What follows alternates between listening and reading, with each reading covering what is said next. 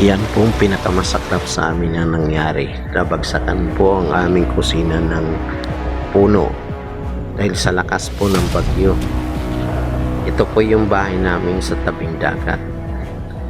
Nabuwal po yung kamatsili na aming ginagawang silungan sa kusina sa labas ng aming bakuran. Ayan po, nabagsakan po ang bubong namin sa kusina. Yan namang bahay na yan ay na-was out din. Yan na po.